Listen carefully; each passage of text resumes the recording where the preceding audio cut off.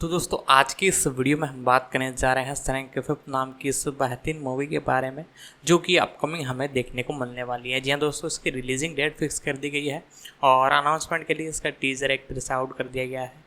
आप उसे यूट्यूब पर देख पाओगे। बाकी मैं इसकी पूरी जानकारी इस मूवी की upcoming releasing date, fact, detail, update, pre production, releasing, casting सभी के बारे में आपको बताने वाला हूँ।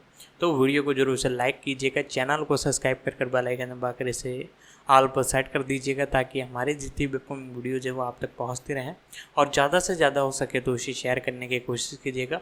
अब इसके बारे में आगे मैं आपको और डिटेल बताता हूँ। श्रेक 5 एक आगामी अमेरिकी एनिमेटेड फंतासी कॉमेडी फिल्म है जो 1990 की विलियम स्टीग की चित्रपुस्तक श्रेक पर आधारित है, जिसे ड्रीमवर्क्स एनिमेशन द्वारा निर्मित और यूनिवर्सल पिक्चर्स द्वारा वितरित किया गया है। श्रेक फॉरएवर आफ्टर 2010 की अगली कड़ी, यह श्रेक फिल्म श्रृंखला में 5वीं मुख्य किस्त और 7वीं समग्र किस्त के रूप में कार्य करती है। फिल्म का निर्देशन वॉल्ट डोहर्न और कॉनराड वर्नोन ने किया है और ब्रैड एबल्सन ने सहनिर्देशन किया है, जिसकी पटकथा माइकल मैकुलर ने लिखी है और इसका निर्माण इल्यूमिनेशन के सीईओ क्रिस मेलेंड्री और जीना शे ने किया। माइक मायर्स, एडी मर्फी और कैमरून डियाज पिछली फिल्मों से शीर्षक चरित्र डोंकी और राजकुमारी फियोना के रूप में अपनी अपनी आवाज की भूमिकाओं को दोहराएंगे। श्रेक 2 2004 की रिलीज के बाद 2013 की रिलीज डेट को ध्यान में रखते हुए 5वीं श्रेक फिल्म की योजना बनाई गई थी। हालांकि जब ड्रीमवर्क्स के पूर्व सीईओ जेफरी कैटजेनबर्ग ने अपनी चौथी फिल्म में फ्रेंचाइज को समाप्त करने का फैसला किया, तो 5वीं किस्त की योजना को छोड़ दिया गया और श्रेक फॉरएवर आफ्टर को अंतिम श्रेक फिल्म के रूप में रिलीज किया गया। आखिरकार 2014 में विकास फिर से शुरू हुआ और यूनिवर्सल पिक्चर्स ने आधिकारिक तौर पर 5वीं श्रेक फिल्म के निर्माण की पुष्टि की, जब इसकी मूल कंपनी एनबीसी यूनिवर्सल ने 2016 में ड्रीमवर्क्स एनिमेशन को खरीदा, जिसके बाद मार्च 2017 से जुलाई 2024 तक अपडेट किए गए। श्रेक 5 को संयुक्त राज्य अमेरिका में 23 दिसंबर 2026 को सिनेमाघरों में रिलीज किया जाना है। आवाज कास्ट, मुख्य लेख, श्रेक फ्रेंचाइजी पात्रों की सूची। माइक मायर्स श्रेक के रूप में 1, एडी मर्फी गधे के रूप में 1, कैमरून डियाज राजकुमारी फियोना के रूप में 1, जेंडाया फेलिशिया के रूप में श्रेक और फियोना की बेटी 2, 3। उत्पादन पृष्ठभूमि। मई 2004 में श्रेक 2 की सफलता के बाद ड्रीमवर्क्स एनिमेशन DWA के सीईओ जेफरी कैटजेनबर्ग ने 5 फिल्मों की एक श्रृंखला की योजना बनाई जो श्रेक 2001 से शुरू हुई और 5वीं किस्त के साथ समाप्त होगी। 2007 में श्रेक द थर्ड की रिलीज के बाद कैटजेनबर्ग ने घोषणा की कि 5वीं फिल्म 2013 में रिलीज होगी। 5 मई 2009 में ड्रीमवर्क्स ने घोषणा की कि चौथी फिल्म का शीर्षक श्रेक फॉरएवर आफ्टर होगा, जो दर्शाता है कि यह श्रेक श्रृंखला की अंतिम फिल्म होगी। 6 बाद में 2009 में DWA में क्रिएटिव प्रोडक्शन के पूर्व प्रमुख बिल डमाश्के ने इसकी पुष्टि की। उन्होंने कहा, पहली फिल्म में श्रेक के बारे में जो कुछ भी पसंद किया गया था उसे अंतिम फिल्म में लाया गया है। 7 श्रेक फॉरएवर आफ्टर के लेखकों में से एक जोश क्लाउसन ने 2010 में स्क्रिप्ट के विकास के बारे में बताया, जब मैं पहली बार इस प्रोजेक्ट पर आया तो इसे अंतिम अध्याय नहीं माना गया था। मूल रूप से श्रेक की 5 फिल्में होने वाली थीं। फिर विकास के लगभग 1 साल बाद जेफरी कैटजेनबर्ग ने फैसला किया कि हम जिस कहानी के साथ आए हैं वह श्रेक की यात्रा को समाप्त करने का सही तरीका है। फरवरी 2014 में फॉक्स बिजनेस के साथ एक साक्षात्कार के दौरान कैटजेनबर्ग ने संकेत दिया कि 5वीं फिल्म अभी भी बनाई जा सकती है। हम उन्हें आराम करने के लिए थोड़ा समय देना पसंद करते हैं, उन्होंने पात्रों के बारे में कहा। लेकिन मुझे लगता है कि आप आश्वस्त हो सकते हैं कि हमारे पास श्रेक श्रृंखला में एक और अध्याय होगा। हम समाप्त नहीं हुए हैं और सबसे महत्वपूर्ण बात यह है कि न तो वह समाप्त हुआ है। 9 विकास। जून 2016 में एनबीसी यूनिवर्सल द्वारा ड्रीमवर्क्स एनिमेशन को $3.8 बिलियन में खरीदने के बाद एनबीसी यूनिवर्सल के प्रमुख स्टीव बर्क ने श्रेक फ्रेंचाइजी के साथ साथ अन्य ड्रीमवर्क्स फिल्मों को पुनर्जीवित करने की योजना पर चर्चा की। 10-11 जुलाई 2016 में हॉलीवुड रिपोर्टर ने सूत्रों का हवाला देते हुए कहा कि 5वीं फिल्म को 2019 में रिलीज करने की योजना बनाई गई थी। 12 सितंबर 2016 में एडी मर्फी ने पुष्टि की कि फिल्म को 2019 या 2020 में रिलीज किए जाने की उम्मीद है और स्क्रिप्ट पूरी हो गई थी। 13 फिल्म की मूल कहानी माइकल मैकुलर ने अपने विचार के आधार पर लिखी थी।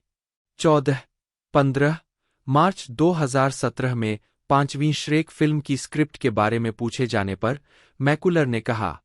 नवंबर 2018 में वैराइटी द्वारा बताया गया कि इल्यूमिनेशन के सीईओ क्रिस मेलिनरी को बिना शीर्षक वाली श्रेक फिल्म और स्पिन फिल्म पुस इन बूट्स द लास्ट विश दोनों के कार्यकारी निर्माताओं में से एक होने का काम सौंपा गया था, जिसमें मूल कलाकार संभावित रूप से लौट रहे थे।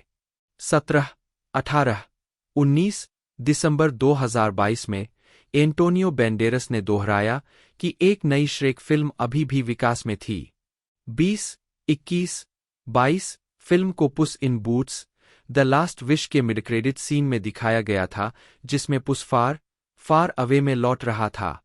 23 अप्रैल 2023 में मेलिनरी ने पुष्टि की कि एक 5वीं श्रेक फिल्म विकास में थी। 24 मेलिनरी ने कहा कि फिल्म निर्माता उन मूल तत्वों पर गौर करेंगे जिन्हें दर्शकों ने पसंद किया है और इल्यूमिनेशन की the super Mario brothers movie के समान उन तत्वों का सम्मान करने की कोशिश करेंगे। 25 जून 2024 में अपनी film Beverly Hills Cop XLF का प्रचार करते हुए मर्फी ने पुष्टि की कि उन्होंने कुछ महीने पहले ही फिल्म के लिए अपनी लाइनें रिकॉर्ड करना शुरू कर दिया था। 26 उम्मीद है कि यह 2025 में कभी भी रिलीज हो जाएगी। 27 जुलाई 2024 में ड्रीमवर्क्स ने पुष्टि की कि मायर्स, मर्फी और डियाज फिल्म में अपनी भूमिकाओं को फिर से निभाएंगे, जिसका शीर्षक अस्थायी रूप से श्रेक 5 है।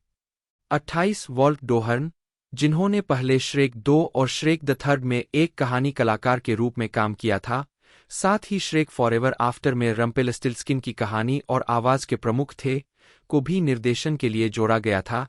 इल्यूमिनेशन के मिनियन द राइज ऑफ ग्रू के सहनिर्देशक ब्रैड एबलसन सह निर्देश 1 जनवरी 2025 में यह घोषणा की गई कि कॉनराड वर्नोन, जिन्होंने पहले श्रेक 2 का सहनिर्देशन किया था और पिछली फिल्मों में जिंजरब्रेड मैन को आवाज दी थी, वे भी डोहर्न के साथ फिल्म का निर्देशन करने के लिए लौट आए हैं।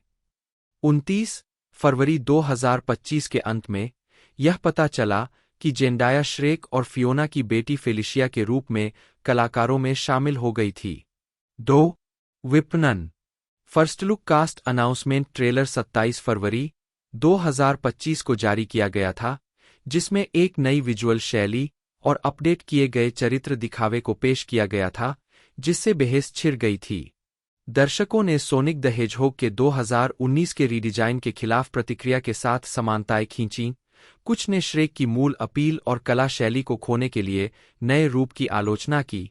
30-31 जबकि अन्य पिछले मुख्य किस्त के बाद से तकनीकी प्रगति के कारण आंशिक रूप से अधिक सकारात्मक थे।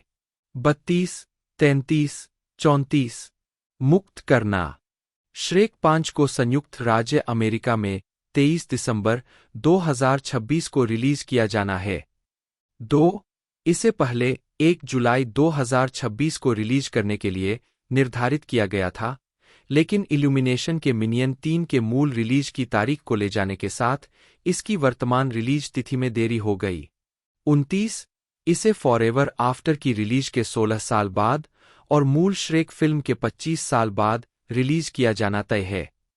28 नेटफ्लिक्स के साथ यूनिवर्सल के दीर्घकालिक समझौते के हिस्से के रूप में फिल्म पेटीवी विंडो के पहले 4 महीनों के लिए पीकॉक पर स्ट्रीम होगी, अगले 10 महीनों के लिए नेटफ्लिक्स पर जाने से पहले और शेष 4 के लिए पीकॉक पर वापस आ जाएगी। निर्देशक वॉल्ट डोहर्न, कॉनराड वर्नोन द्वारा लिखित माइकल मैककुलर्स, पर आधारित श्रेक, विलियम स्टीग द्वारा उत्पादित, क्रिस मेलेडेंड्री, जीना शाय, अभिनीत, Mike Myers, Eddie Murphy, Cameron Diaz, Zendaya. उत्पादन कंपनी ड्रीमवर्क्स एनिमेशन द्वारा वितरित यूनिवर्सल पिक्चर्स। रिलीज की तारीख 23 दिसंबर 2026। देश संयुक्त राज्य अमेरिका। भाषा अंग्रेजी। कॉनराड वर्नन, जन्म 11 जुलाई 1968, एक अमेरिकी निर्देशक, निर्माता, लेखक, स्टोरीबोर्ड कलाकार और आवाज अभिनेता है, जिन्हें DreamWorks animated film series Shrek के साथ साथ monsters versus aliens, Madagascar 3, Europe's most wanted और पेंगुइन ऑफ मेडागास्कर जैसी अन्य फिल्मों में उनके काम के लिए जाना जाता है। उन्होंने सोनी पिक्चर्स की सॉसेज पार्टी और एमजीएम की द एडम्स फैमिली जैसी गैर ड्रीमवर्क्स एनिमेटेड फिल्मों का सहनिर्देशन भी किया। जीवन और कैरियर। कॉनराड वर्नोन का जन्म 11 जुलाई 1968 को हुआ था। वे लुब्बॉक, टेक्सास के मूल निवासी है। उन्होंने कैलार्ट्स में अध्ययन किया और एनिमेटेड प्रस्तुतियों, राल्फ बख्शी की कूल वर्ल्ड सहित के लिए स्टोरीबोर्ड कलाकार के रूप में काम किया। उन्होंने मोर्टो द मैजिशियन, स्टीव मार्टिन द्वारा लिखित 4 मिनट की एनिमेटेड फिल्म का निर्देशन भी किया। 3. वर्नोन ने अपना करियर 1991 में शुरू किया। 4. 1996 में वे ड्रीमवर्क्स में शामिल हो गए, जहां उन्होंने एंच पर एक स्टोरीबोर्ड कलाकार के रूप में काम किया। 4. ड्रीमवर्क्स एनिमेशन द्वारा निर्मित पहली एनिमेटेड फीचर फिल्म के रूप में एंच के सफल साबित होने के बाद, वर्नोन ने श्रेक के लिए एक लेखक के रूप में हस्ताक्षर किए, जहां वे जिंजरब्रेड मैन के लिए जिम्मेदार थे और अंततः उस चरित्र को आवाज दी। वह श्रेक 4, डी और Sinbad, Legend of the Seven Seas में भी दिखाई दिए। जून 2004 में उन्होंने अकादमी पुरस्कार नामांकित श्रेक 2 के साथ अपनी फीचर फिल्म निर्देशन की शुरुआत की। 4. उन्होंने ड्रीमवर्क्स एनिमेशन फिल्मों Madagascar, escape 2 Africa, Madagascar 3, Europe's most wanted, जिसके लिए उन्हें निर्देशक के रूप में भी श्रेय दिया जाता है, और इसके spin off penguin of Madagascar, जहां उन्होंने रिको, पेंगुइन में से एक को आवाज दी के लिए मेसन चिंपांजी की आवाज को आवाज दी और टेलीविजन श्रृंखला में मेसन की आवाज को दोहराया।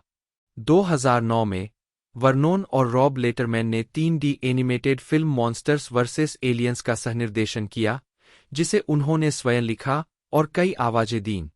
वर्नोन और ग्रेग टियर ने सेथ रोजन, इवान गोल्डबर्ग और जोना हिल की कहानी पर आधारित adult animated comedy sausage party 2016 का सहनिर्देशन किया, साथ ही कुछ आवाजें भी दीं। वर्नोन ने अगली बार टियर्न के साथ मिलकर द एडम्स फैमिली के एनिमेटेड संस्करण का सहनिर्माण और निर्देशन किया, जिसे अक्टूबर 2019 में रिलीज किया गया था। 2. उन्होंने सॉसेज पार्टी और द एडम्स फैमिली दोनों के लिए आवाज की भूमिकाएं दी, जिसमें बाद में लर्च भी शामिल था। अक्टूबर 2021 में रिलीज होने वाली द एडम्स फैमिली 2 के लिए उन्हें टियर्न के साथ निर्देशक के रूप में वापसी करनी थी। 5 अक्टूबर 2020 में यह घोषणा की गई कि वह अब निर्देशक के रूप में शामिल नहीं होंगे।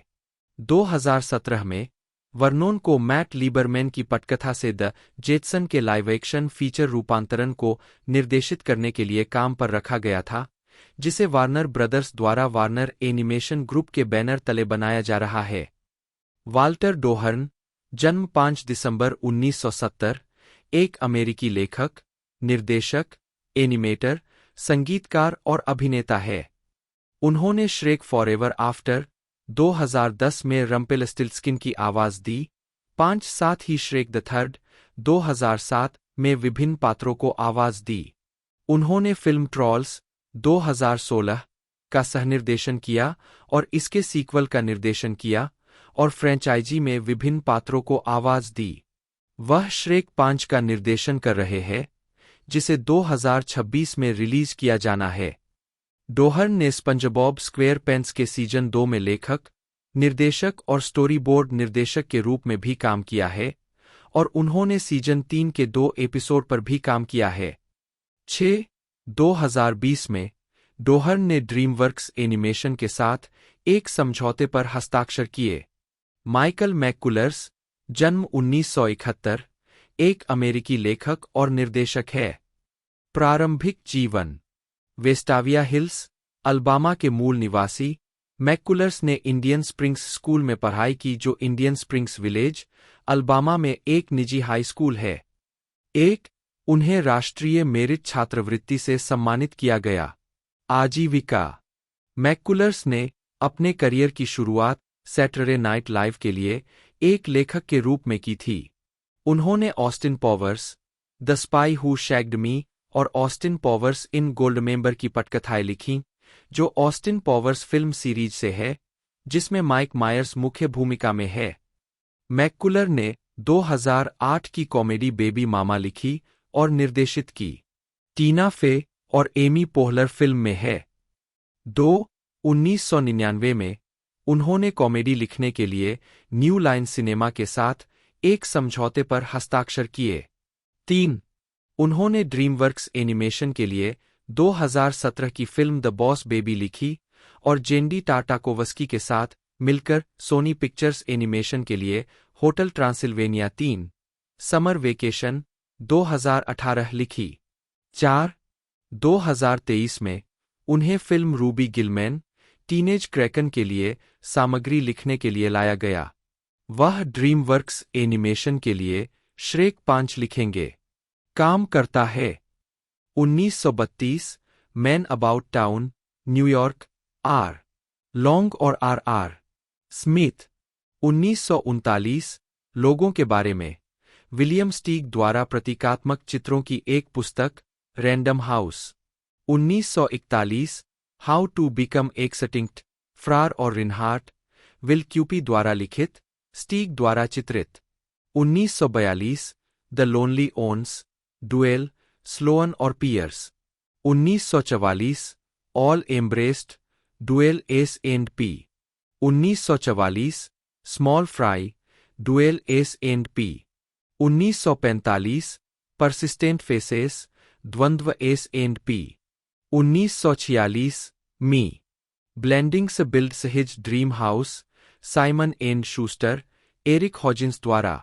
1947, till deck do us part, some ballet notes on marriage, Duell S and P.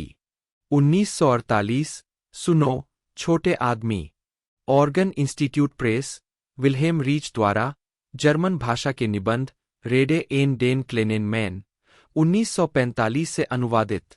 1950, the decline and fall of practically everybody, Will Cuppy द्वारा। 1950, the agony in the kindergarten, Duell S and P. 1950, giggle box, लड़कों और लड़कियों के लिए मजेदार कहानियां, Alfred A Knopf, Phyllis R. Fenner द्वारा संकलित, स्टीग द्वारा नवचित्रित। 1951, the rejected lovers, Knopf. 1953, dreams of glory और अन्य चित्र, Knopf. 1959, poker for fun and profit, McDowell, Obolensky.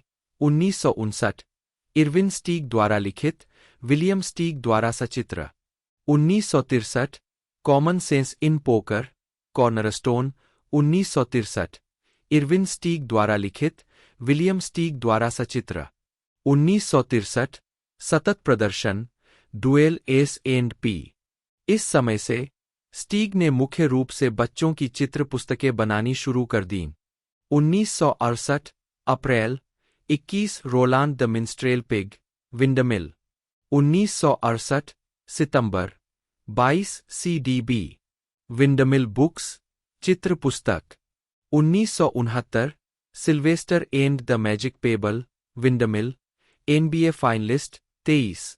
1969, the bad island, Windmill, rotten island के रूप में पुनः प्रकाशित, DR गोडाइन।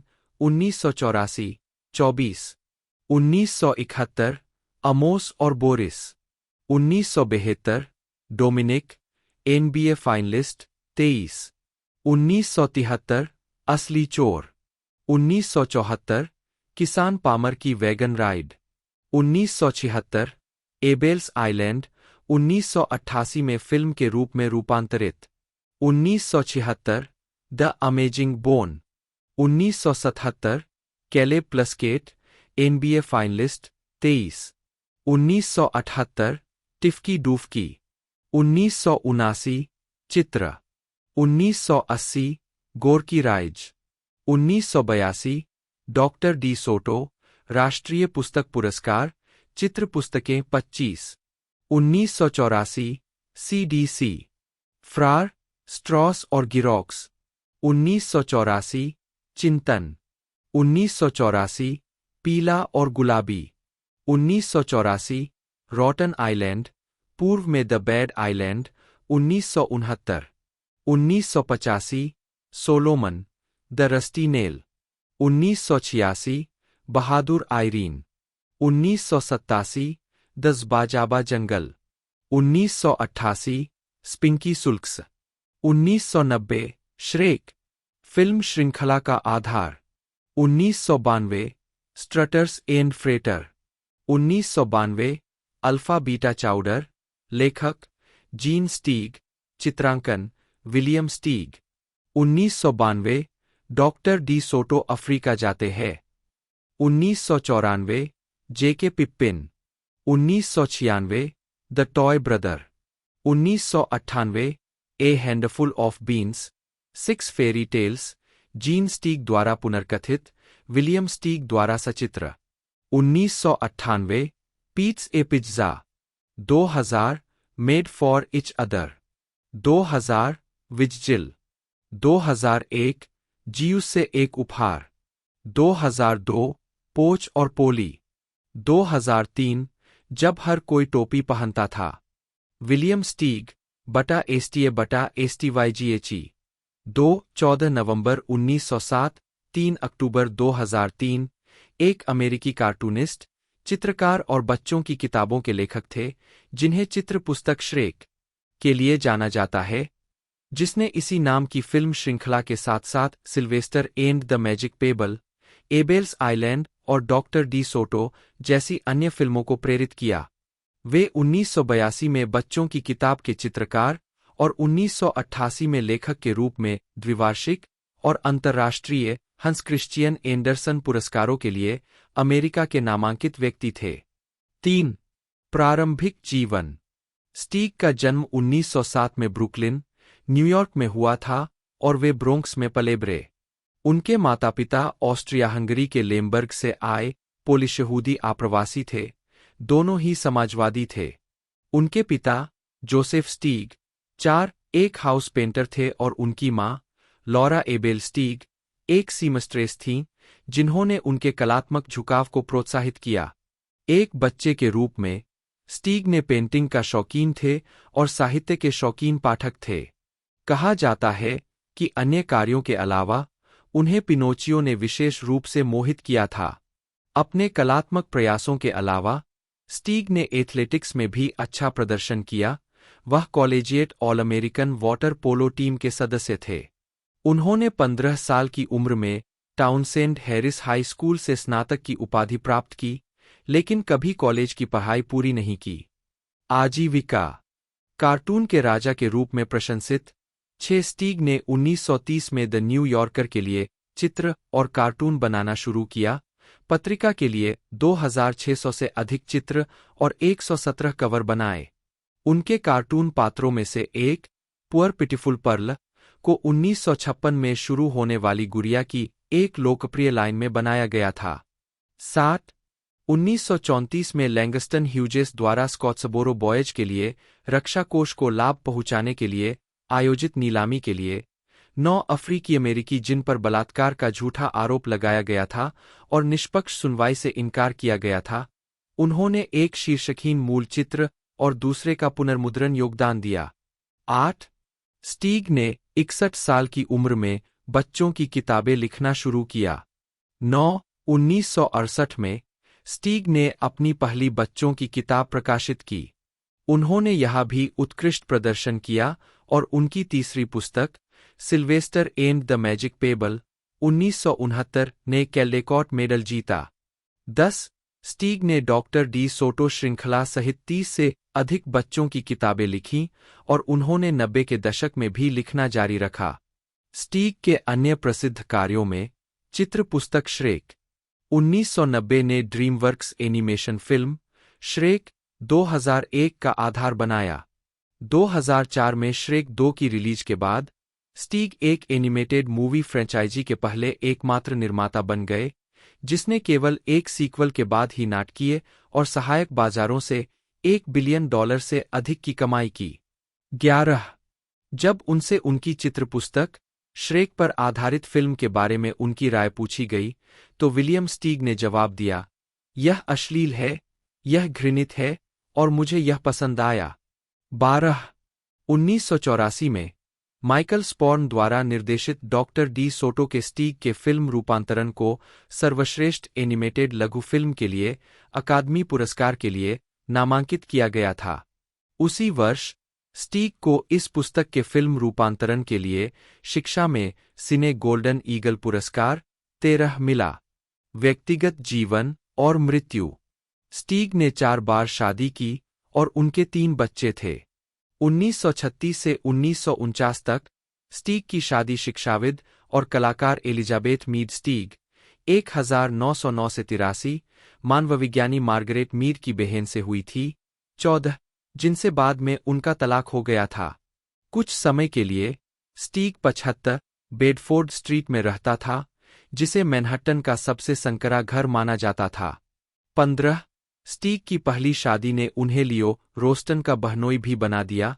14 और मैरी कैथरीन बेटसन का चाचा। 16 स्टीग और मीड जैज बांसुरी वादक जेरेमी स्टीग श्रेक फॉरएवर आफ्टर में पाइड पाइपर की भूमिका निभाते हुए 17 और एक बेटी लुसिंडा के माता पिता थे। उन्होंने 1950 में अपनी दूसरी पत्नी कारी होमस्टेड से शादी की। 18 तलाक के बाद उन्होंने 1964 से 1966 तक स्टेफनी हीली से शादी की। 1968 में जीन डोरोन से उनकी अंतिम शादी उनके जीवन के बाकी समय तक चली। स्टीग के भाई इरविन एक पत्रकार और चित्रकार थे जिनके लिए विलियम ने पोकर रणनीति पर 2 पुस्तकों का चित्रण किया था।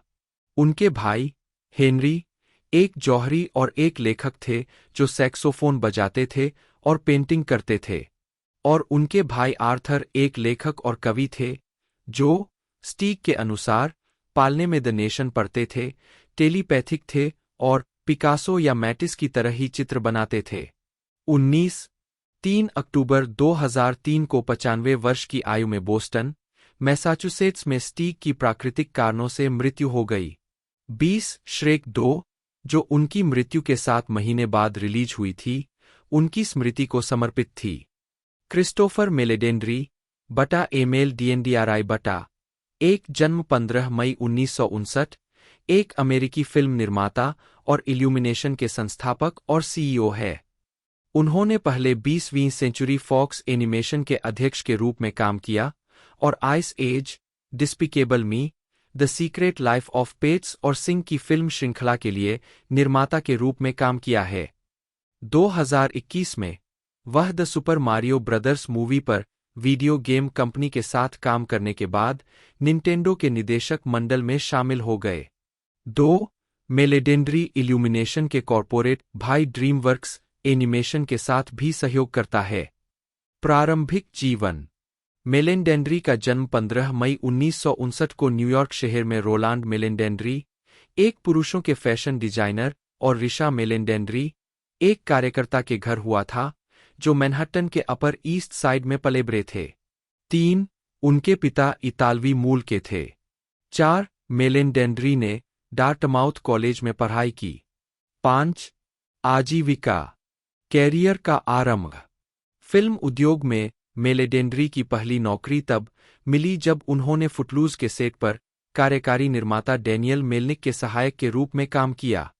3 उन्होंने 1991 में छोड़ने तक production company the Meledandri Gordon company, Mark Gordon के साथ की सहस्थापना की।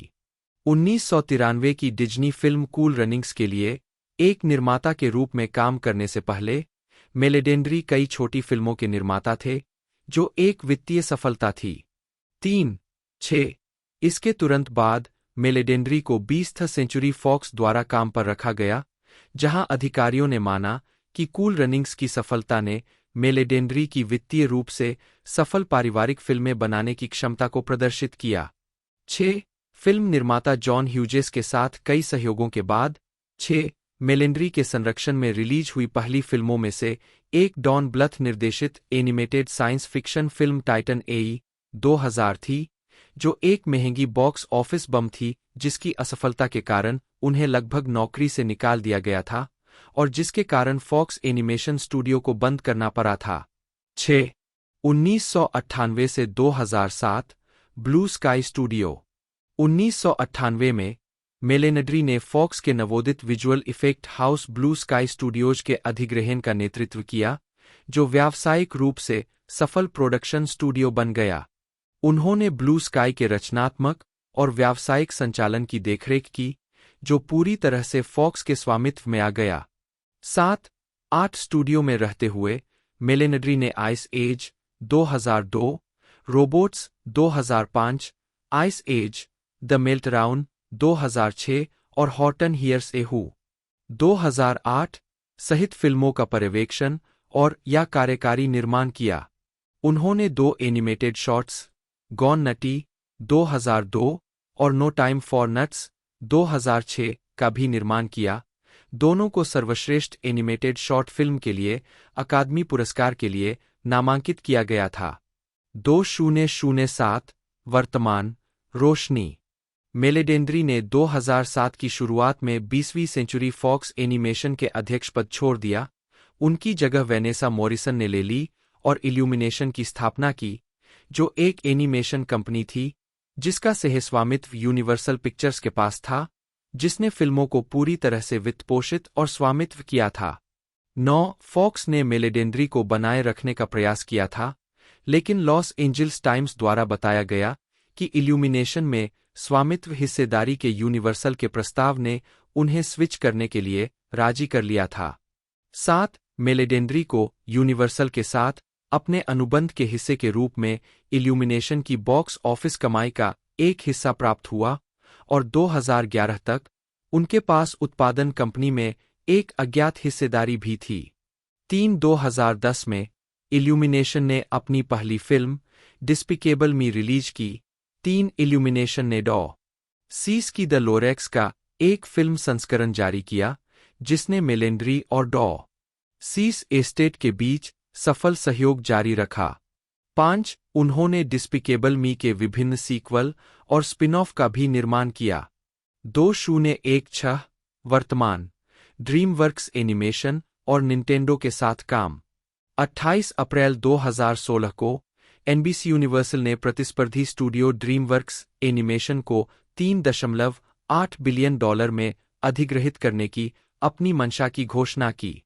यह घोषणा की गई कि विलय के पूरा होने के बाद मेलेंड्री इल्यूमिनेशन और ड्रीमवर्क्स दोनों की देखरेख करेंगे। 10 हालांकि बाद में यह घोषणा की गई कि मेलेंड्री ने ड्रीमवर्क्स की देखरेख करने से इनकार कर दिया था और इसके बजाय वह स्टूडियो में एक सलाहकार होंगे।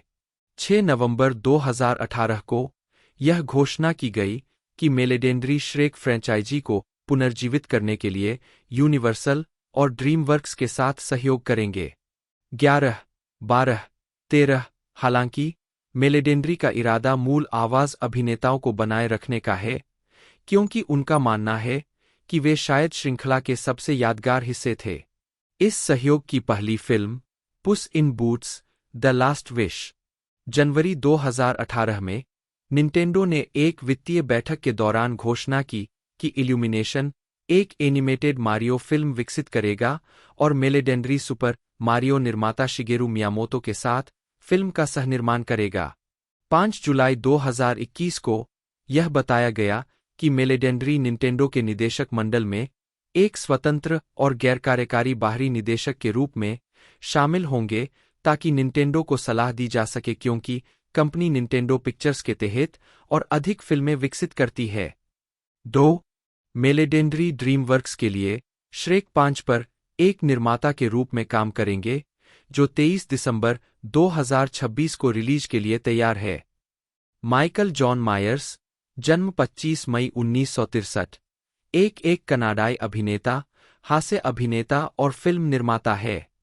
उनके पुरस्कारों में 7 एमटीवी मूवी और टीवी पुरस्कार, एक प्राइम टाइम एमी पुरस्कार और एक स्क्रीन एक्टर्स गिल्ड पुरस्कार शामिल है। 2002 में उन्हें हॉलीवुड वॉक ऑफ फेम पर एक स्टार से सम्मानित किया गया। 2017 में उन्हें एक अभिनेता, लेखक और निर्माता के रूप में उनके व्यापक और प्रशंसित हास्य कार्य के लिए ऑर्डर ऑफ कनाडा का अधिकारी नामित किया गया था।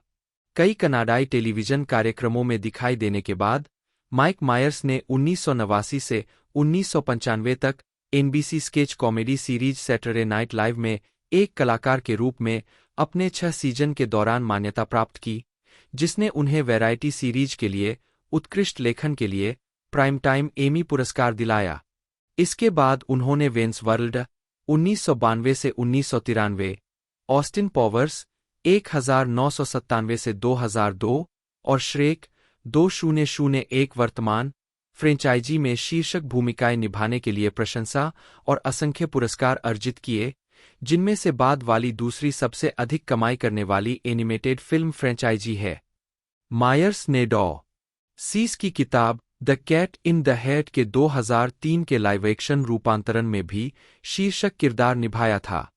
मायर्स ने 2010 के दशक में छिटपुट रूप से अभिनय किया। टर्मिनल और बोहेमियन रैप्सोडी दोनों 2018 में सहायक भूमिकाएं निभाईं।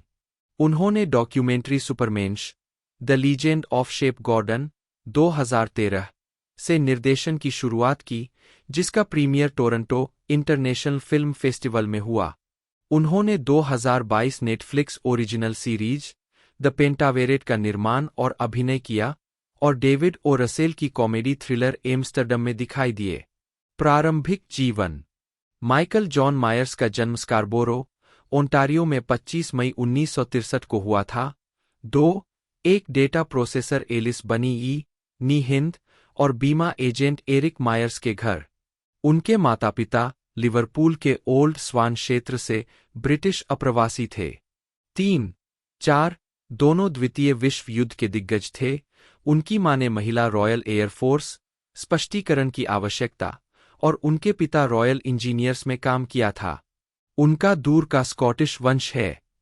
5-6-7 उनके 2 बड़े भाई हैं, पॉल, एक संगीतकार, और पीटर, जो सीयर्स कनाडा के लिए काम करते थे।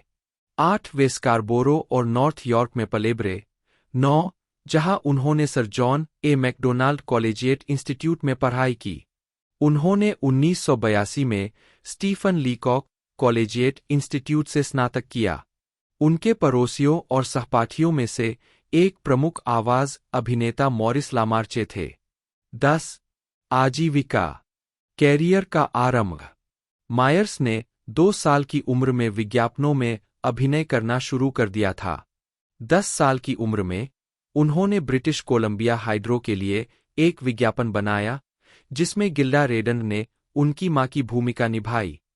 12 साल की उम्र में उन्होंने TV series king of Kensington में एरी के रूप में अतिथि भूमिका निभाई। 16 साल की उम्र में वह टीवी सीरीज द लिटलेस्ट होबो के season 1 episode boy on wheels के अतिथि कलाकार थे। हाई स्कूल से स्नातक होने के बाद मायर्स को the second city Canadian touring company में भर्ती कर लिया गया। वे यूनाइटेड किंगडम चले गए और 1985 में वे लंदन में द कॉमेडी स्टोर पर आधारित एक improvisational group the comedy store players के संस्थापक सदस्यों में से एक थे। अगले वर्ष उन्होंने ब्रिटिश बच्चों के टीवी कार्यक्रम वाइड अवेक क्लब में अभिनय किया, जिसमें उन्होंने नील मुलार्की के साथ साझेदारी में अपने स्वयं के साउंड अस्लीप क्लब के साथ शो के सामान्य उत्साह की नकल की।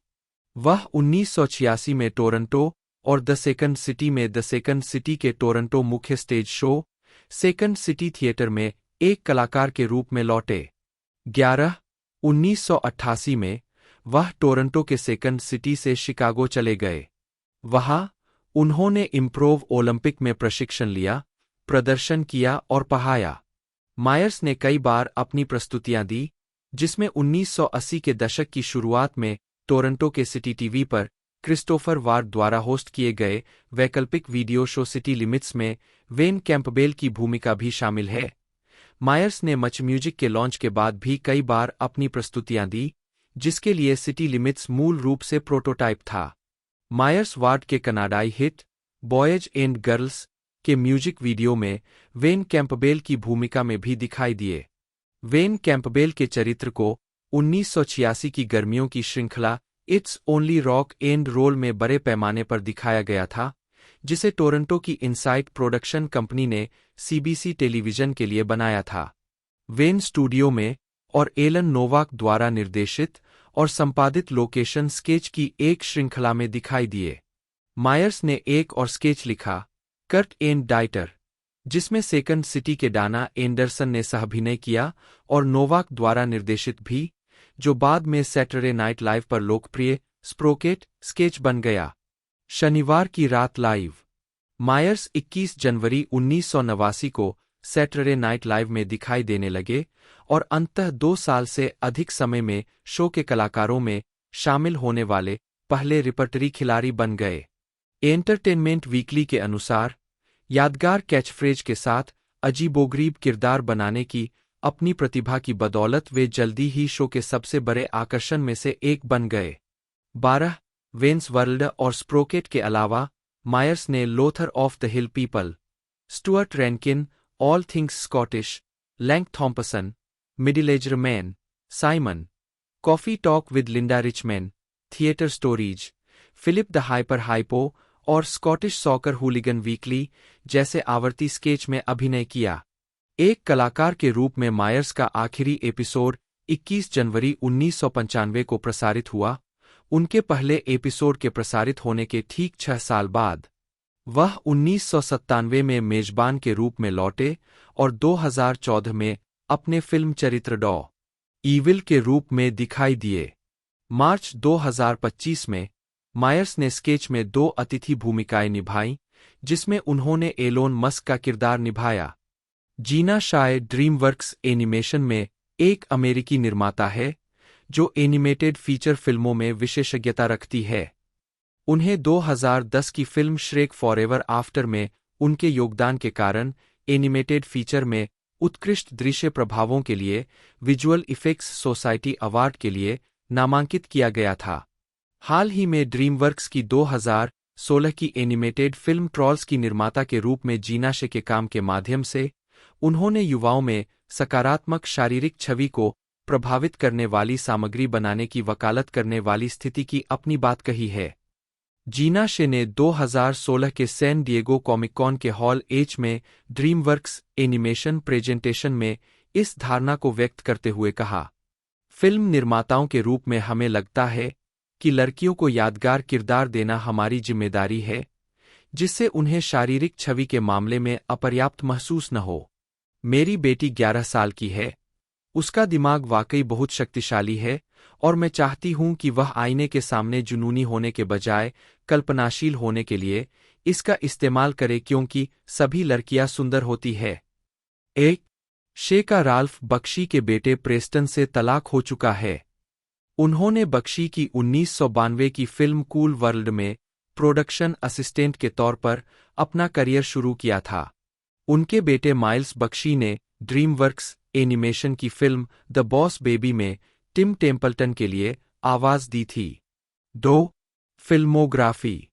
निर्माता वर्ष पतली परत पद 2026 श्रेक 5 निर्माता 2023 ट्रोल्स एक साथ आए निर्माता 2021 Trolls holiday in harmony TV विशेष कार्यकारी निर्माता 2020 ट्रोल्स वर्ल्ड टूर निर्माता 2017 ट्रोल्स हॉलिडे टीवी विशेष कार्यकारी निर्माता 2016 ट्रोल्स निर्माता 2012 पूस इन बूट्स द 3 डायब्लोस लघु वीडियो निर्माता 2010 गधे का क्रिसमस श्रेक्टेक्यूलर लघु निर्माता श्रेक उसके बाद हमेशा के लिए निर्माता 2007 श्रेक द हॉल्स टीवी विशेष निर्माता 2004 स्पंजबॉब स्क्वेयर पेंट्स मूवी कार्यकारी निर्माता।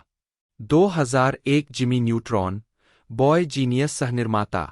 1999 साउथ पार्क बड़ा, लंबा और बिना काटा हुआ रेखा के निर्माता। 1998 पोकाहोंटस 2 एक नई दुनिया की यात्रा वीडियो सहयोगी निर्माता। 1997 पूह का भव्य साहसिक कार्य क्रिस्टोफर रॉबिन की खोज वीडियो सहयोगी निर्माता। सैटरडे नाइट लाइव के पात्र डाइटर स्प्रोकेट्स का मेजबान। लिंडा रिचमैन कॉफी टॉक की होस्टेस। जापानी गेम शो होस्ट। सुंदर अभिनेता लंक थॉम्पसन।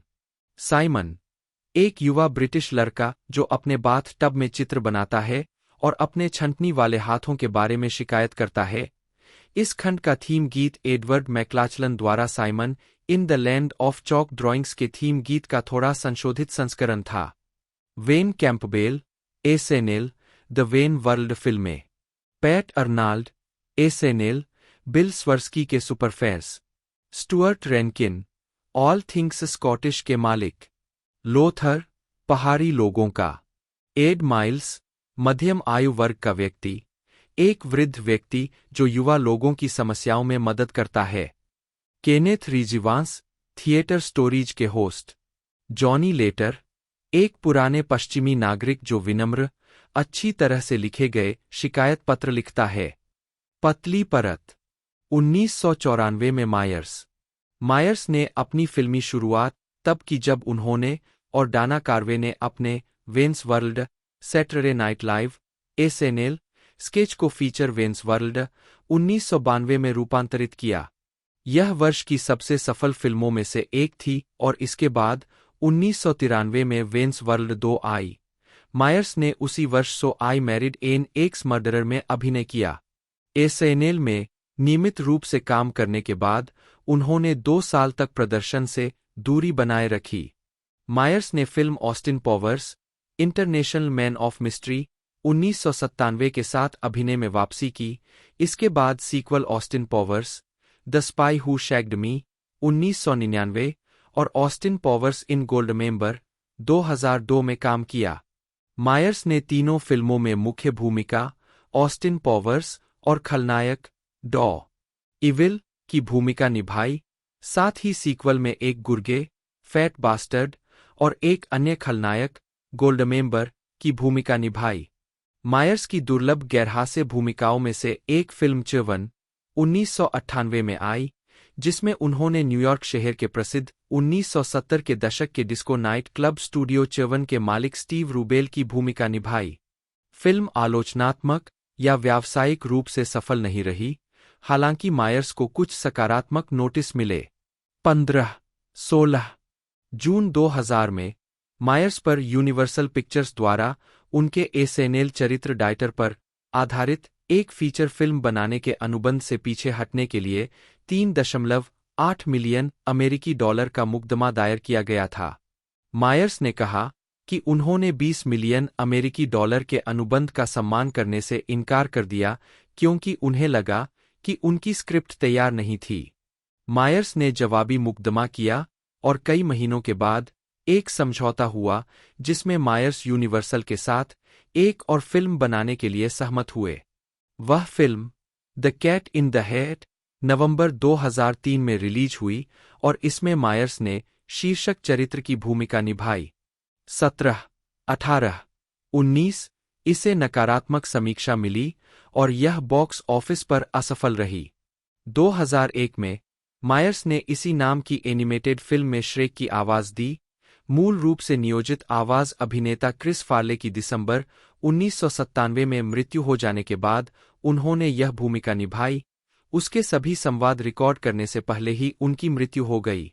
उन्होंने 2003 में श्रेक 4 डी एक theme park ride, Shrek 2 2004, Shrek the third 2007, Christmas और Halloween television special Shrek the halls 2007 और स्केयर्ड श्रेकलेस 2010 और श्रेक फॉरएवर आफ्टर 2010 में इस भूमिका को दोहराया। मायर्स को जून 2007 में एमटीवी जनरेशन अवार्ड मिला, जिससे वह यह पुरस्कार जीतने वाले दूसरे कनाडाई बन गए।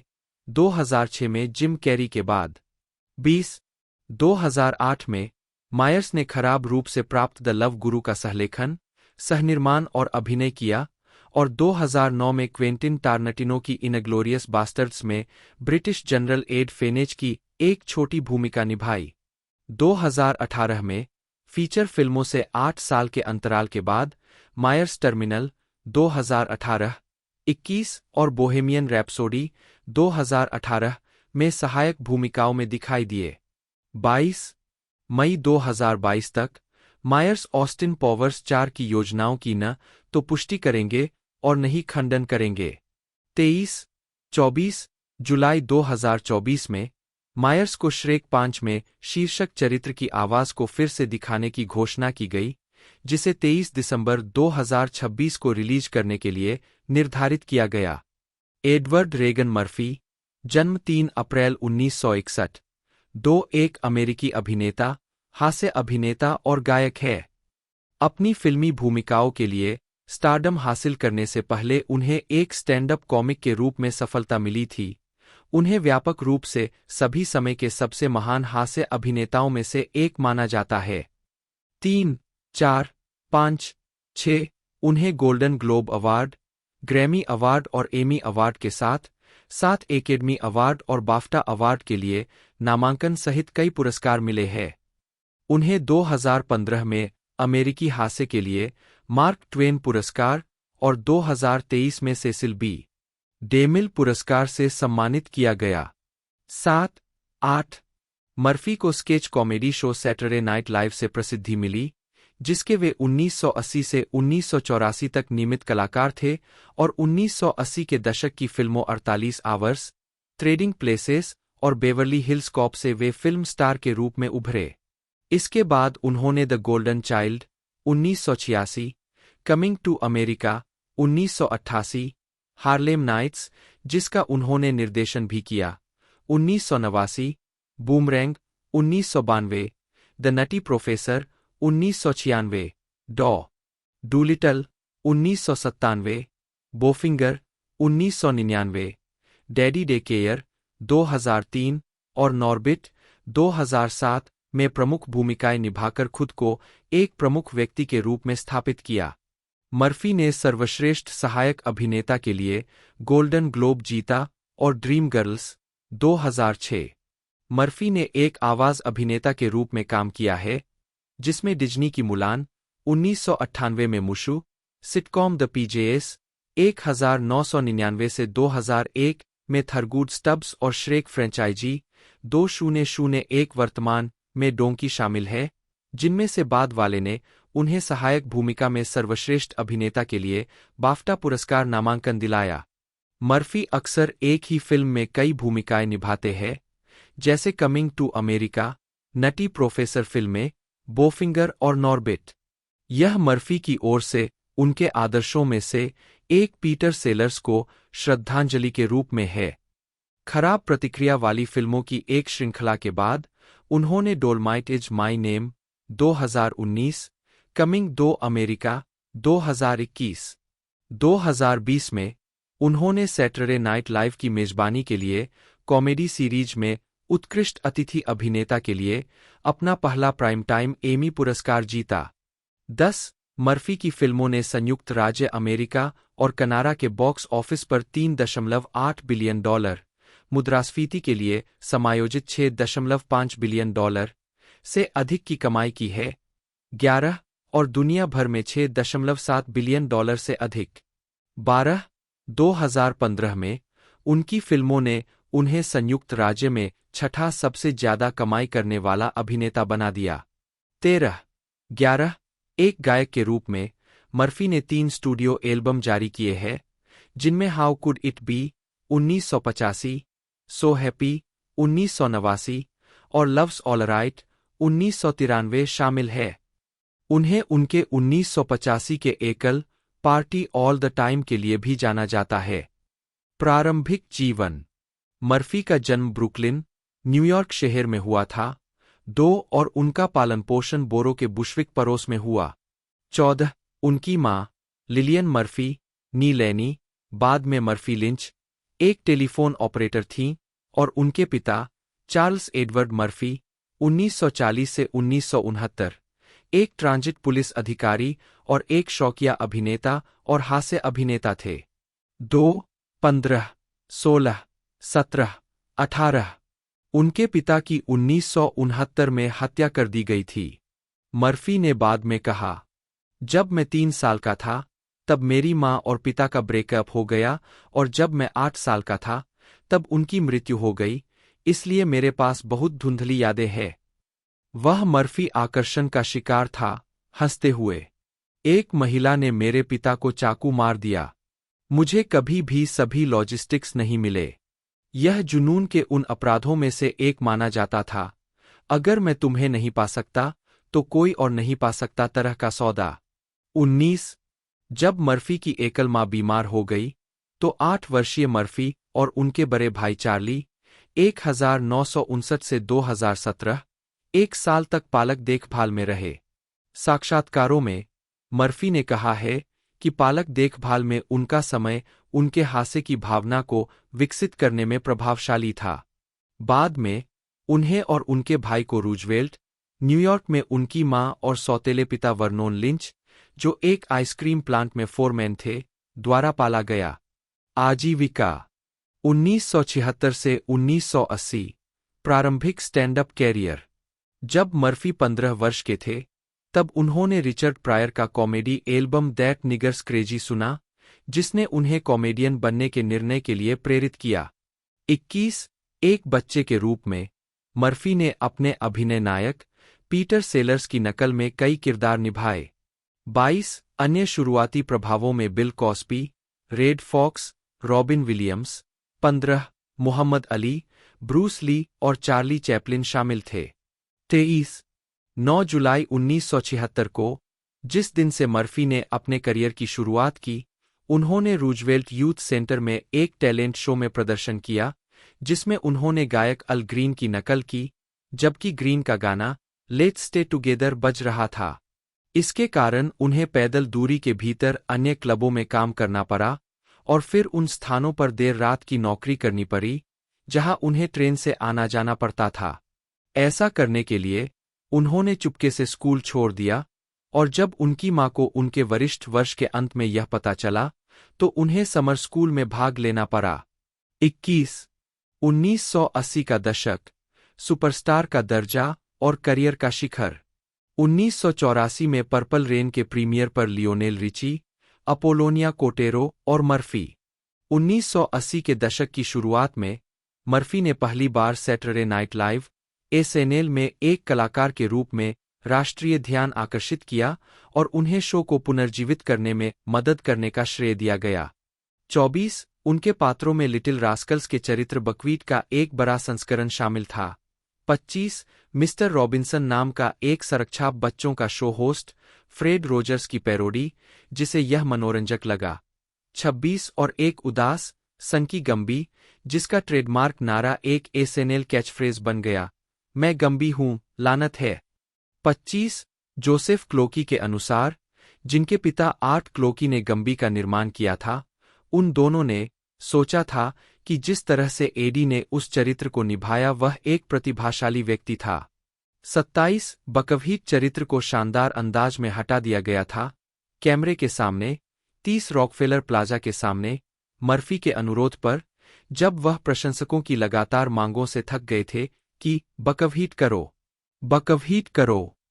28 29 रोलिंग स्टोन के फरवरी 2015 के मूल्यांकन में आज तक के सभी 141 एसएनएल कलाकारों में से मर्फी को दूसरे स्थान पर रखा गया था, जॉन बेलुशी के पीछे। यह कहना प्रथागत और सटीक है कि एडी मर्फी एकमात्र कारण है कि एसएनएल लोर्न माइकल्स के बिना 5 साल के जंगल में बच गया, पत्रिका ने नोट किया। 30 मर्फी की शुरुआती कॉमेडी में प्रचुर मात्रा में अपवित्रता और लोगों के एक विविध समूह, वॉस्प्स, अफ्रीकी अमेरिकियों, इतालवी अमेरिकियों, अधिक वजन वाले लोगों और समलैंगिक लोगों सहित, का मजाक उड़ाने वाले रेखाचित्र थे। उन्होंने 2 स्टैंड अप स्पेशल जारी किए। डेलिरियस को 1983 में वाशिंगटन, डीसी में फिल्माया गया था। मर्फी 1988 में। डेलिरियस की लोकप्रियता के कारण उनकी concert film Eddie Murphy raw 1987 को व्यापक नाटकीय रिलीज मिली, जिसने $50 मिलियन की कमाई की। फिल्म को न्यूयॉर्क शहर के मेडिसन स्क्वायर गार्डन में फेल्ट फोरम में फिल्माया गया था। 31-32-1982 में मर्फी ने निक नोल्टे के साथ फिल्म 48 आवर्स में बड़े पर्दे पर शुरुआत की। 15-48 आवर्स 1982 के क्रिसमस सीजन के दौरान रिलीज होने पर हिट साबित हुई। नोल्टे को 11 दिसंबर 1982 को सैटरडे नाइट लाइव के क्रिसमस एपिसोड की मेजबानी करनी थी, लेकिन वे मेजबानी करने के लिए बहुत बीमार हो गए, इसलिए मर्फी ने इसे संभाल लिया। वे नियमित होते हुए भी मेजबानी करने वाले एकमात्र कलाकार बन गए। मर्फी ने शो की शुरुआत इस वाक्यांश के साथ की। 15 यह फिल्म निर्देशक जॉन लैंडिस के साथ मर्फी के पहले सहयोग को चिह्नित करती है, जिन्होंने मर्फी को कमिंग टू अमेरिका 1988 और बेवर्ली हिल्स कॉप 3 1994 में भी निर्देशित किया था। ट्रेडिंग प्लेस 48 आवर्स से भी अधिक बॉक्स ऑफिस सफलता थी। मर्फी बेस डिफेंस 1984 में दिखाई दिए, जिसमें उनके सहकलाकार डडली मूर थे। स्ट्रैटेजिक गेस्ट स्टार के रूप में श्रेय दिए जाने पर मूल संस्करण के पूरा होने के बाद पूर्व को फिल्म में जोड़ा गया था, लेकिन दर्शकों के साथ इसका खराब परीक्षण किया गया था। बेस्ट डिफेंस एक बड़ी वित्तीय और आलोचनात्मक निराशा थी। जब उन्होंने एसएनएल की मेजबानी की, तो मर्फी बेस्ट डिफेंस की आलोचना करने वालों के कोरस में शामिल हो गए और इसे इतिहास की सबसे खराब फिल्म कहा। उसी वर्ष उन्होंने अपने एल्बम एडी मर्फी कॉमेडियन के लिए सर्वश्रेष्ठ कॉमेडी रिकॉर्डिंग का ग्रैमी पुरस्कार जीता। उन्हें कुल 3 ग्रैमी पुरस्कारों के लिए नामांकित किया गया है। 33 मर्फी ने सफल action comedy film Beverly Hills Cop 1984। 15 Beverly Hills Cop ने यूएस बॉक्स ऑफिस पर $230 मिलियन से अधिक की कमाई की, जो 1984 में रिलीज हुई सबसे ज्यादा कमाई करने वाली फिल्म बन गई, जो अब तक की सबसे ज्यादा कमाई करने वाली कॉमेडी और अब तक की सबसे ज्यादा कमाई करने वाली R-रेटेड फिल्म बन गई। मई 2018 तक मुद्रास्फीति को समायोजित करने के बाद यह all time US box office grocers की सूची में 46वें स्थान पर थी। R-रेटेड फिल्मों में तीसरी सबसे ज्यादा। 34 मर्फी को Star Trek 4 the voyage home 1986 में एक हिस्सा ऑफर किया गया था, एक ऐसी भूमिका जिसे कॉमिक रिलीफ से लेकर लव इंटरेस्ट तक के लिए काफी हद तक फिर से लिखे जाने के बाद अंततः कैथरीन हिक्स को मिल गई। 35 इस समय तक 36 मर्फी का पैरामाउंट पिक्चर्स के साथ लगभग अन्य अनुबंध पैरामाउंट की सबसे आकर्षक फ्रेंचाइजी के रूप में स्टार ट्रेक के साथ प्रतिस्पर्धा कर रहा था। 1986 तक उन्होंने पैरामाउंट टेलीविजन में एक सौदे के साथ Eddie Murphy television enterprises launch किया। 37 अपनी अगली भूमिका में उन्होंने अलौकिक कॉमेडी द गोल्डन चाइल्ड 1986 में अभिनय किया। 15 हालांकि द गोल्डन चाइल्ड ने बॉक्स ऑफिस पर अच्छा प्रदर्शन किया, लेकिन फिल्म 48 आवर्स, ट्रेडिंग प्लेसेस और बेवर्ली हिल्स कॉप जितनी अच्छी तरह से प्राप्त नहीं हुई थी। द गोल्डन चाइल्ड को मर्फी के लिए गति का परिवर्तन माना जाता था, क्योंकि उनके पिछले प्रयासों की स्ट्रीट स्मार्ट सेटिंग्स के विपरीत अलौकिक सेटिंग थी। 38-39 दशक के अंत तक मर्फी हॉलीवुड के सबसे बड़े बॉक्स ऑफिस स्टार थे। 40-41 1988 में मर्फी और उनकी Eddie Murphy television enterprises company ने सीबीएस के साथ एक सौदा किया था। अन्य कार्य मायर्स ने ब्रिटनी स्पीयर्स के संगीत वीडियो बॉयज में ऑस्टिन पॉवर्स के रूप में कैमियो किया था। 26 बदले में ब्रिटनी स्पीयर्स ने गोल्डमेंबर में ऑस्टिन पॉवर्स में बॉयज का प्रदर्शन करते हुए कैमियो किया।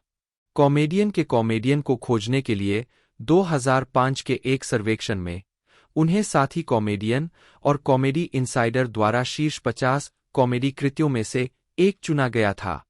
27 मायर्स द बेंगल्स के गिटारिस्ट और गायक सुजाना हॉफ्स और संगीतकार मैथ्यू स्वीट के साथ बैंड मिंग टी के सदस्य है। उन्होंने ऑस्टिन पॉवर्स फिल्मों के बीबीसी और डैडी वाज नॉट देयर गाने गाए। 28/2011 में मायर्स लंदन में कॉमेडी स्टोर में द कॉमेडी स्टोर प्लेयर्स के साथ अपनी भूमिका की एक रात की वापसी करने के लिए लौटे। यूके की कॉमेडी वेबसाइट चॉर्टल ने उनके प्रदर्शन की प्रशंसा की। 29 मायर्स की 2013 की पहली निर्देशित film Supermensch the legend of Shep Gordon को 2013 टोरंटो अंतर्राष्ट्रीय फिल्म महोत्सव में गाला प्रेजेंटेशन सेक्शन में प्रदर्शित करने के लिए चुना गया था। 30 2017 से 2018 तक मायर्स ने भारी मेकअप में टॉमी मैटलैंड नामक एक काल्पनिक ब्रिटिश होस्ट के रूप में द गोंग शो के रीबूट की मेजबानी की। 31 हालांकि दूसरे सीजन तक उनकी पहचान की पुष्टि नहीं हुई थी। 32 मोंटी पाइथन कॉमेडी मंडली के एक उत्साही अनुयायी जुलाई 2014 में मायर्स अपने 10 तारीखों के live show Monty Python live mostly की अंतिम रात को O2 एरिना में मंच पर दिखाई दिए और documentary telefilm Monty Python the meaning of life में भी दिखाई दिए। 33 अप्रैल 2019 में वैराइटी ने बताया कि मायर्स नेटफ्लिक्स के लिए एक कॉमेडी सीरीज में अभिनय करेंगे और कार्यकारी निर्माता होंगे, जो 6 एपिसोड तक चलेगी और इसमें उन्हें कई किरदार निभाने होंगे। 34 जून 2021 में श्रृंखला का शीर्षक द पेंटावेरेट घोषित किया गया था, जो so I married an axe murderer के स्पिन-ऑफ के रूप में कार्य करता है। मार्च 2022 में लेखक और सुरक्षा विशेषज्ञ गेविन डी बेकर ने साझा किया कि the gift of fear master class के कुछ हिस्सों का निर्देशन मायर्स ने किया था। 35 व्यक्तिगत जीवन परिवार 2010 में ट्रिबेका फिल्म फेस्टिवल में मायर्स ने 1980 के दशक के अंत में शिकागो में एक आइस हॉकी खेल में मुलाकात के बाद अभिनेत्री और कॉमेडी लेखक रॉबिन रुजान को डेट करना शुरू किया, जिसके दौरान मायर्स ने एक पग पकड़ा और इस घटना का इस्तेमाल रुजान के साथ बातचीत शुरू करने के लिए एक आइसब्रेकर के रूप में किया। इस जोड़े ने 22 मई 1993 को शादी की और मायर्स ने बाद में रुजान को अपनी प्रेरणा के रूप में संदर्भित किया। 36 इस जोड़े ने दिसंबर 2005 में तलाक के लिए अर्जी दी। 37 2006 में केली टिसरेल ने उन रिपोर्टों की पुष्टि की कि वह और मायर्स डेटिंग कर रहे थे। मायर्स और टिसरेल ने 2010 के अंत में न्यूयॉर्क शहर में एक निजी समारोह में शादी की। टिसरेल एक सुंदर कलाकार है जो मनोरंजन उद्योग में काम करते हैं और एक पूर्व कैफे मालिक है। 38-39 उनका एक बेटा, 40 और 2 बेटियां हैं। 41 वे न्यूयॉर्क शहर के ट्रिबेका पड़ोस में रहते हैं। 42 रुचिया मायर्स एक डंगन और ड्रैगन्स खिलाड़ी है। 43 और 2006 में वर्ल्ड वाइड डंगन और ड्रैगन्स गेम डे में भाग लेने वाले कई मशहूर हस्तियों में से एक थे। 44 वह Toronto Maple Leafs ice hockey team का समर्थन करते हैं। 45 और उन्होंने पहली ऑस्टिन पॉवर्स फिल्म के 2 किरदारों का नाम कमांडर गिल्मर और जनरल बोर्शेव्स्की रखा, जो पूर्व मेपल लीफ्स खिलाड़ियों डग गिल्मर और निकोलाई बोर्शेव्स्की के नाम पर है। 46 वह अपने माता पिता की गृहनगर फुटबॉल टीम लिवरपूल एफसी के भी प्रशंसक है। 47 मायर्स हॉलीवुड यूनाइटेड एफसी के लिए खेल चुके हैं, जो एक सेलिब्रिटी फुटबॉल टीम है। 48 उन्होंने 2010 में UNICEF UK football match England बनाम ROW शेष विश्व के लिए सॉकर एड में खेला और खेल 2 से 2 6 जून 2010 समाप्त होने के बाद अचानक मौत की गोलीबारी के दौरान अपना पेनल्टी स्कोर किया। शेष विश्व टीम ने टूर्नामेंट शुरू होने के बाद पहली बार इंग्लैंड को हराया। जून 2018 में लेट नाइट विद सेठ मेयर्स में एक अतिथि उपस्थिति के दौरान मायर्स ने कहा कि ब्रिटेन उनके लिए फुटबॉल खेलों के दौरान एक रूटिंग इंटरेस्ट है, जो कि उनके माता पिता की वजह से है और क्योंकि वह देश के नागरिक भी है। 49 2014 में मायर्स ने अपने भाई पीटर के साथ सीयर्स कनारा के लिए एक विज्ञापन में अभिनय किया, जिसमें हास्यपूर्ण मजाक का उपयोग करके यह संदेश फैलाया गया कि अफवाहों के बावजूद सीयर्स बंद नहीं हो रहा है। उस समय पीटर टोरंटो में सीयर्स के मुख्य कार्यालय में नियोजन के वरिष्ठ निदेशक थे और 2017 में सीयर्स कनारा द्वारा दिवालियापन के लिए दायर किए जाने के बाद उन्हें नौकरी से निकाल दिया गया था। 2016 में मायर्स ने एक किताब कनारा प्रकाशित की जो उनके मूल देश के इतिहास और लोकप्रिय संस्कृति और प्रधानमंत्री जस्टिन ट्रूडो पर विचारों से जुड़ी एक संस्मरण है। 11 मायर्स ने अपने पसंदीदा कनाडाई बैंड मैक्स वेबस्टर का उल्लेख अन्य लोगों जैसे लेड जेपेलिन के बीच किया है। राजनीति कनाडा और संयुक्त राज्य अमेरिका के बीच 2025 के व्यापार युद्ध के दौरान, जिसे अमेरिकी राष्ट्रपति डोनाल्ड ट्रंप द्वारा कनाडा को अमेरिका के 51वें राज्य के रूप में शामिल करने के आह्वान द्वारा चिह्नित किया गया था, मायर्स 1 मार्च को सैटरडे नाइट लाइव में दिखाई दिए और कनाडा बिक्री के लिए नहीं है के नारे वाली टी शर्ट पहनकर ध्यान आकर्षित किया। 50, 51, 8 मार्च को एक बाद की उपस्थिति में उन्होंने कोहनी ऊपर इशारा किया, एक हॉकी से संबंधित वाक्यांश जिसका इस्तेमाल ट्रंप का सामना करने की इच्छा व्यक्त करने के लिए किया गया था। 52 मायर्स को कनाडाई राष्ट्रवादी भावना के हिस्से के रूप में कोहनी ऊपर को बढ़ाने का श्रेय दिया गया। 53 फिर वह 2025 के संघीय चुनाव से पहले प्रधान मंत्री मार्क कार्नी के साथ कनाडा की लिबरल पार्टी के एक अभियान विज्ञापन में दिखाई दिए। तो दोस्तों इसका डिस्ट्रीब्यूशन यूनिवर्स पिक्चर्स द्वारा संभाला गया है। इंडिया में भी रिलीजिंग डेट सेम ही रहने वाली है। जो रिलीजिंग डेट है 23 दिसंबर 2026। इंडिया के अंदर ये हिंदी, इंग्लिश, तमिल, तेलुगु, कन्नड़ सभी रीजनल लैंग्वेज में 4 से 5 लैंग्वेजों में देखने को मिलने वाली हैं। और टीजर ट्रेलर भी आपको देखने को मिल चुके हैं। बाकी आप वीडियो को ज़रूर से लाइक कर चैनल को सब्सक्राइब करना ना भूलिएगा। आज की इस वीडियो में दोस्तों इतना ही, मिलते हैं अगले वीडियो में।